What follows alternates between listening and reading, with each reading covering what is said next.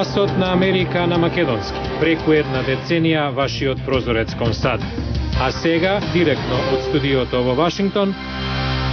Добро вечер и добре дојдовте во уште едно издание на ТВ журналот Newsflash на Гласот на Америка на македонски. Јас сум Јулија Велковска. Започнуваме со најнови случувања од Ирак. Напоредно со повлекувањето на американските сили, серија наведум координирани бомбашки напади со над 30 загинати. А во САД прелиминарни избори, загревање за конгресните во ноември. Најновите насилства во Ирак, во кои според последните информации загинале најмалку 52 лица, се насочени кон ирачките безбедносни сили во време кога САД и официјално се подготвуваат да означат крај на борбените операции во земјата. Најголемиот инцидент се случи во градот Кут во јужен Ирак, каде во самоубиствен напад во близина на владина зграда загинаа најмалку 20 лица, а повредени се 90-тина. Во Багдад исто така во самоубиствен напад загинаа 15, а повредени се околу 60 лица. Поранешниот американски председател Џими Картер пристигна во Северна Кореја во обид да го ослободи американскиот државјанин Ајџалон Махли Гомес, кој се наоѓа во притвор од јануари. На аеродромот во Пјонгјанг тој беше пречекан од севернокорејскиот специјален представник за нуклеарни прашања Ким Куе Гуан. Американски владини лица соопштија дека ова е приватна мисија на поранешниот председател на САД. 30-годишниот Гомес беше уапсен кога се обидувал да ја мине севернокорејската граница преку Кина. Подоцна му беше одреден 8 годишен затвор за илегален влез во земјата и парична казна од $700,000. Стеј департментот неодамна испрати дипломатски тим во Пјонгјанг, но мисијата за ослободување на Гомес заврши неуспешно. Американците од 5 сојузни држави излегоа на прелиминарни партиски избори пред конгресните закажани за ноември. Во Аризона поранешниот председателски кандидат Џон Мекен ја доби номинацијата на Републиканската партија за реизбор во Сенатот. Во ноември во САД ќе се одржат избори за сите места во Представничкиот дом и 1/3 во Сенатот. Американските власти уапсиле членови на меѓународна група за организиран криминал позната по насилни активности, вклучувајќи еден представник на албанската влада. FBI и полицијата во Њујорк соопштија дека се уапсени Флориан Веши, Алмир Рапо и 10 други лица поради сомнение за убиство, киднапирање, изнудување и подметнување пожар. Рапо порано бил виш административен помошник на заменик премиерот на Албанија. Групата се терети за наводно убиство на 2 лица, шверц на преку 680 кг марихуана и киднапирање на 2 лица. САД го затворија списокот на кошаркари за светското првенство што почнува во сабота во Турција. Плеймейкерот на Бостон Селтикс, Ражон Рондо, нема да замене за Турција од семејни причини. Главна звезда во селекцијата ќе биде Кевин Дурант од Оклахома Тандерс. Меѓу ветераните главен збор ќе има Чонси Билапс од Денвер Нагетс. Во продолжение на Newsflash, социјалните мрежи за дружење Facebook и Twitter нудат можност за комуницирање меѓу огромен број на луѓе, но истакнувањето на приватни информации во некои случаи може да ги намали шансите да се добие или пак задржи работното место.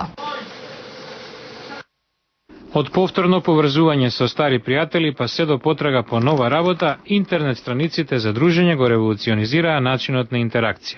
Но многумина не се свесни за негативните последици од споделување премногу информации. Тинејџерите се најранливи. Стручњакот за безбедност на интернет Рик Фергусон го анализира профилот на Facebook на еден студент во потрага по потенцијално компрометирачка содржина. Ова е дефинитивно фотографија што може да ги урне шансите за интервју. За Бен, студент кој има испиено повеќе алкохолни пијалоци на оваа фотографија, тоа е важна лекција за приватност. Луѓето ќе ги видат фотографиите, ќе ги прочитаат коментарите. Дури и да избришете некој можеби направил и чува копија од фотографијата, без да знаете.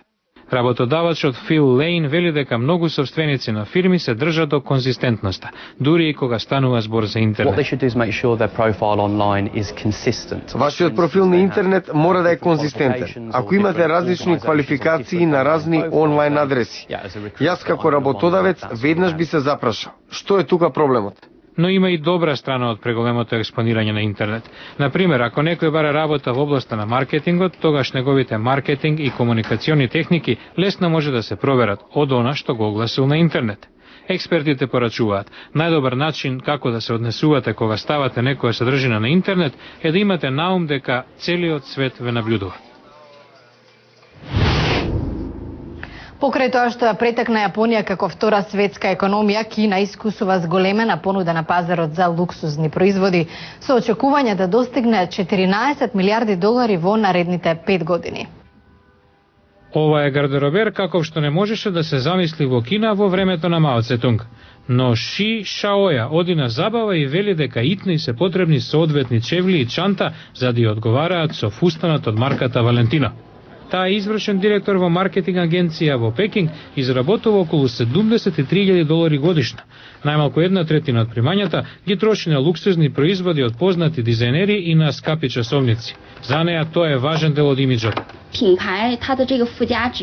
Брендот само придонесува за самодовербата кај луѓето и социјалното признавање.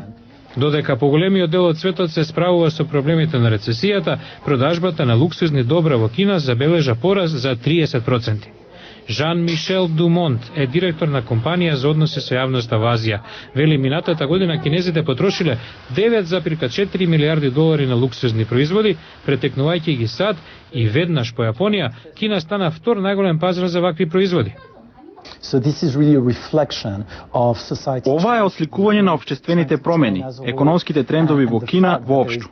Контрадикторно е што иако Кина е дом на се поголем број милиардери, просечниот приход по глава на жител за популацијата од 1,3 милиарди и натаму е меѓу најниските во земјите во развој.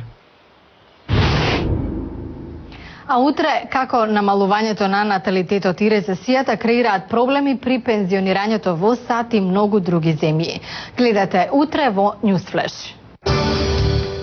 Утре во Newsflash. Пензијата зависи од новите генерации вработени. Многумина во САД стравуваат дека ќе добијат помала пензија. Гледате утре во Newsflash. Ова беше Newsflash на Гласот на Америка на македонски. Јас сум Јулија Велковска. А за сите најнови содржини посетете нашата веб страница glasnaamerika.com. Пријатна вечер од студиото во Вашингтон и до гледање до утре.